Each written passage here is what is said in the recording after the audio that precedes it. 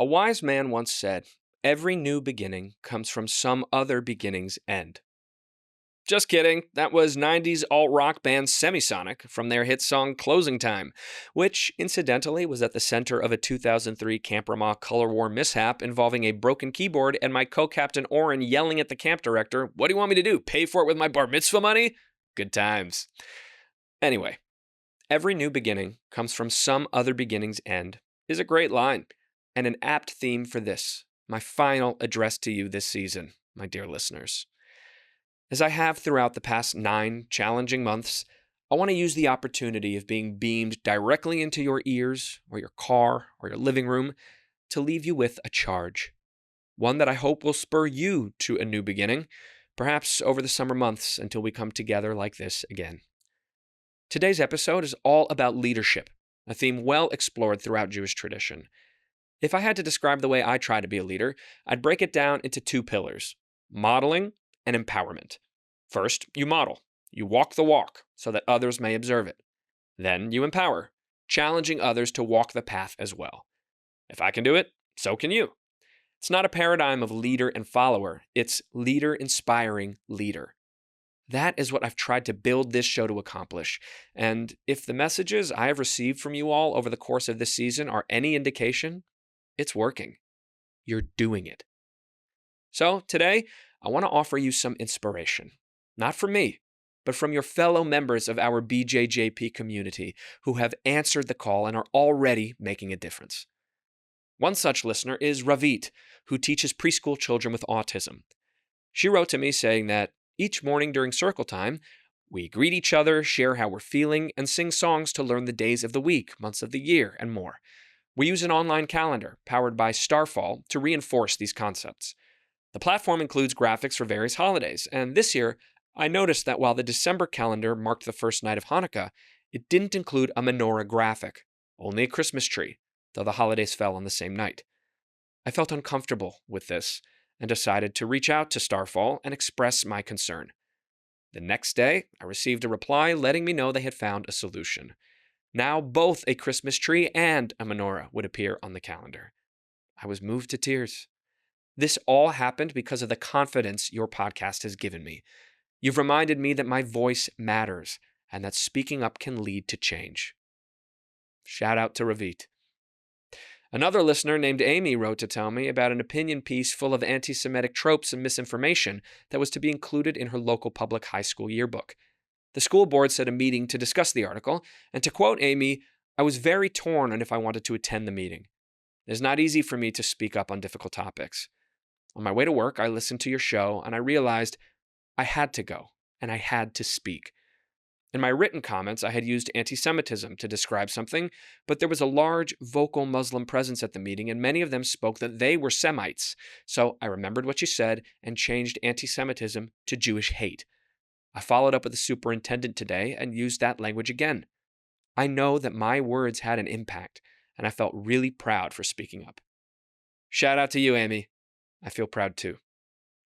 76-year-old Rochelle, a PhD living in Georgia, emailed me to say that the guests and I have, quote, ignited her own learning journey. I am now studying with my local Chabad and embarking on a women's Torah study group, as well as participating in other standalone Jewish history and or contemporary topical sessions, and reading profusely.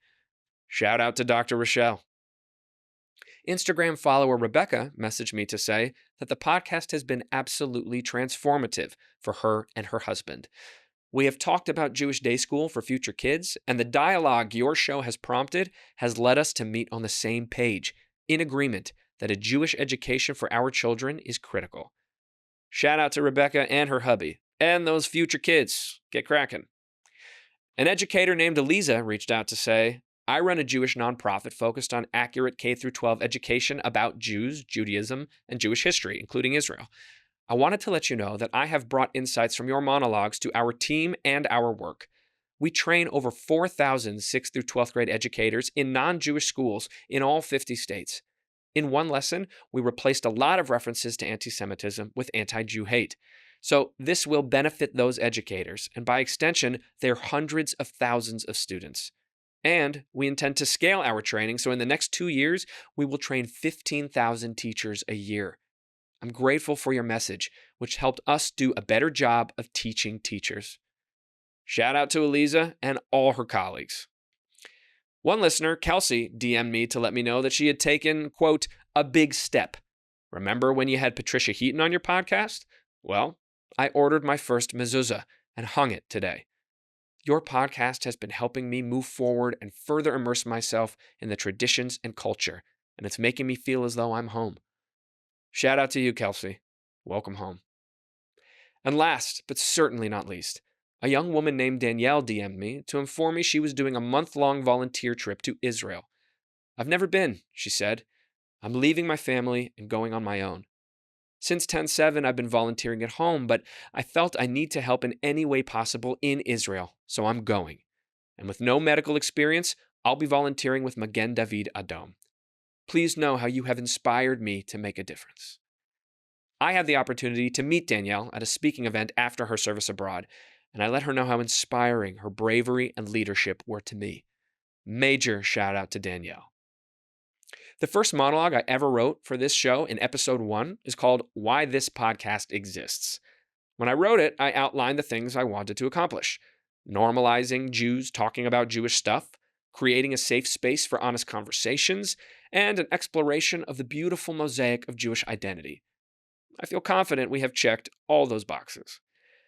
But as I reflect on where I am now and my hope for our shared future, I realize that on a macro level, the big why of this podcast is entirely about you.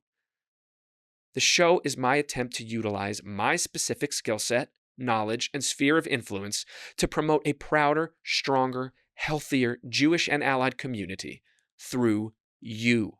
You have always been this other part of this equation, and it is your actions that continue to inspire me. So that's the final challenge. Inspire me. Take whatever nugget of this show has most sparked a fire in you and use it. Do something with it.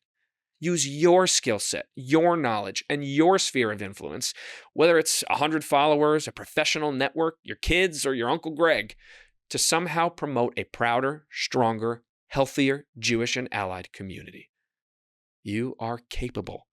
You have the capacity to lead, and all that is required to do so is already within you. Inspire me so I can continue to hopefully inspire you in a brilliant positive feedback loop that grows and grows until its ripples are felt all over the world, creating change together as a community that none of us could ever have imagined alone. Don't wait for permission and don't lose heart. And if you do get stuck, I'm always here to back you up. So go be leaders. And then make sure to tell me about it so I can tell you how proud I am of you. It's time to level up, y'all. A new chapter in your life starts now. It's like a wise man once said, every new beginning comes from some other beginning's end. So, begin.